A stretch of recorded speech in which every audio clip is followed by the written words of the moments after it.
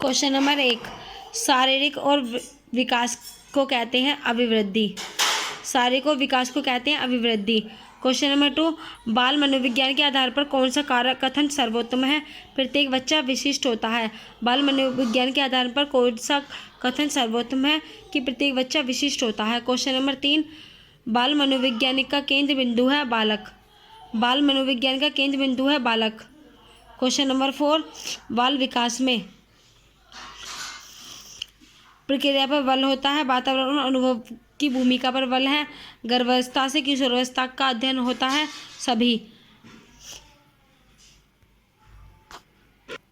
Question number 5, बाल विकास का अध्ययन क्षेत्र है।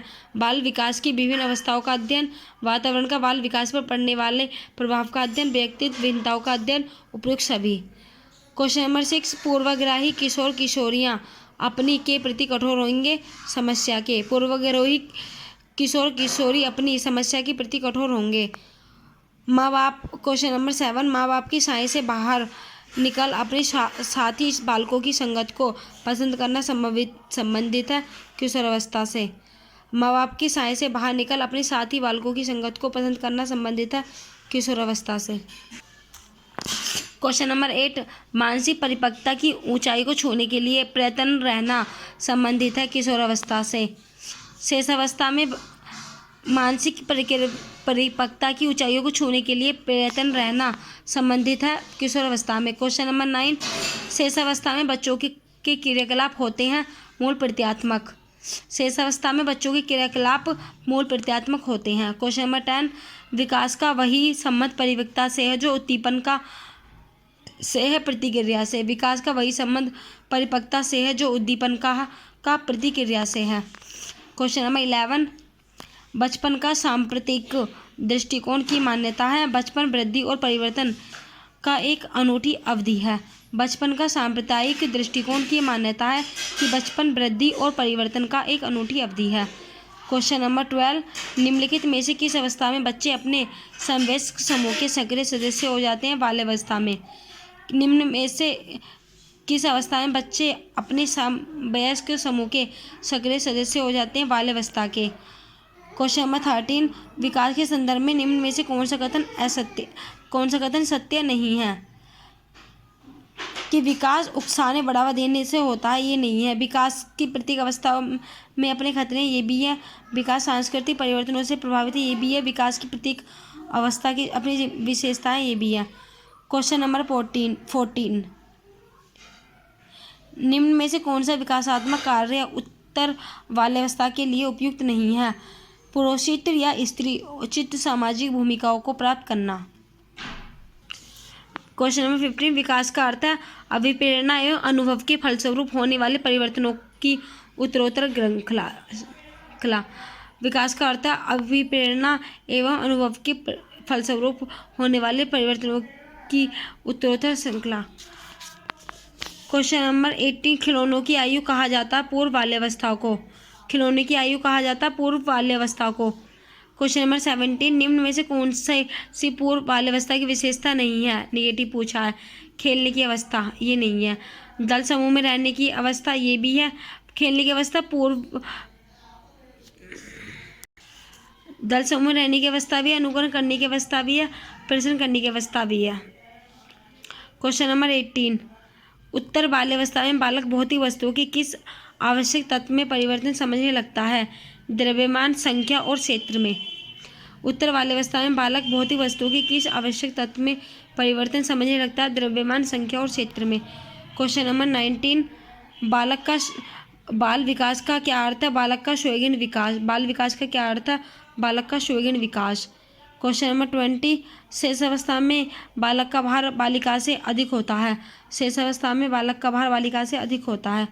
क्वेश्चन नंबर 21, बाल्यावस्था में शिक्षा का स्वरूप निश्चित करते समय निम्न में से किन बातों का ध्यान रखना चाहिए? बालक की भाषा के ज्ञान पर बल दिया जाना चाहिए।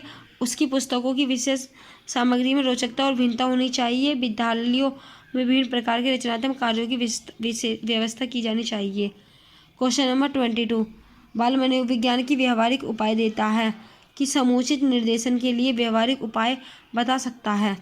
बाल मनोविज्ञान की व्यवहारिक उपाय देता है। समुचित निर्देशन के लिए व्यवहारिक उपाय बता सकता है। क्वेश्चन नंबर 23, शेषावस्था के दो सामान्य भय हैं, अपरिचित चिंता एवं पृथकत्व चिंता। शेषावस्था के दो सामान्य भय हैं, अपरिचित चिंता एवं पृथक चिंता। क्वेश्चन नंबर 24, किशोरावस्था को जीवन का सबसे कठिन काल कहा जाता है क्योंकि इसमें शारीरिक परिवर्तन होते हैं। किशोरावस्था को जीवन का सबसे कठिन काल कहा जाता है क्योंकि इसमें शारीरिक परिवर्तन होते हैं। क्वेश्चन नंबर 25, बाल मनोविज्ञान में अध्ययन किया जाता है बालक की विकास अवस्थाओं का। बाल मनोविज्ञान में अध्ययन किया जाता है बालक की विकास अवस्थाओं का। क्वेश्चन नंबर 26, निम्न में से किसने शेष अवस्था को सीखने का आदर्श काल माना है? वैलेंटाइन ने। निम्न में से किसने शेष अवस्था को सीखने का आदर्श काल माना है? वैलेंटाइन ने। क्वेश्चन नंबर 27, मैं कौन हूँ, क्या हूँ, मैं कुछ भी नहीं हूँ आदि ऐसी प्रबल भावनाएं विकास की किस अवस्था की ओर इंगित करती है? किशोरावस्था की। मैं कौन हूँ, क्या हूँ, मैं कुछ भी हूँ आदि ऐसी प्रबल भावनाएं विकास की ओर अवस्था की ओर इंगित करती है किशोरावस्था की। क्वेश्चन नंबर 28, इरफान खिलौनों को तोड़ता है और उसके पुर्जों को देखने के लिए अलग करता है। आप क्या करेंगे? उसके जिज्ञासु स्वभाव को प्रोत्साहित करेंगे और उसकी ऊर्जा को सही दिशा में संचालित करेंगे। क्वेश्चन नंबर 29, बच्चे के विकास के सिरस्थ सिद्धांत के अनुसार निम्न में से क्या से सत्य कथन है कि विकास सिर से पैर की ओर होता है? बच्चे के विकास के सिरस्थ सिद्धांत के अनुसार निम्न में से सत्य कथन है विकास सिर से पैर की ओर होता है। क्वेश्चन नंबर 30, कोई बच्चा किस अवस्था में पर्यावरण से प्रभावित होने लगता है? बाल्यावस्था में।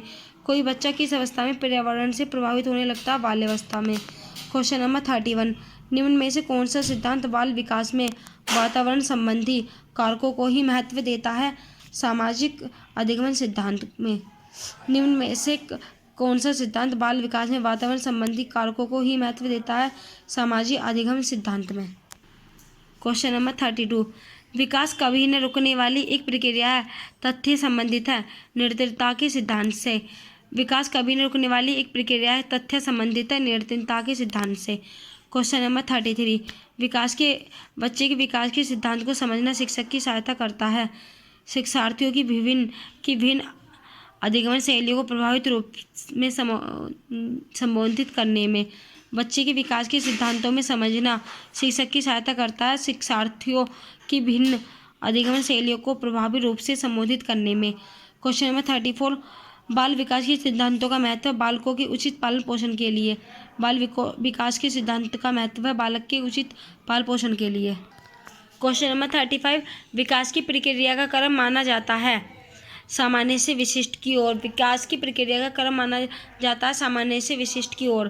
क्वेश्चन नंबर 36, निम्न में से बाल विकास का एक सिद्धांत नहीं है।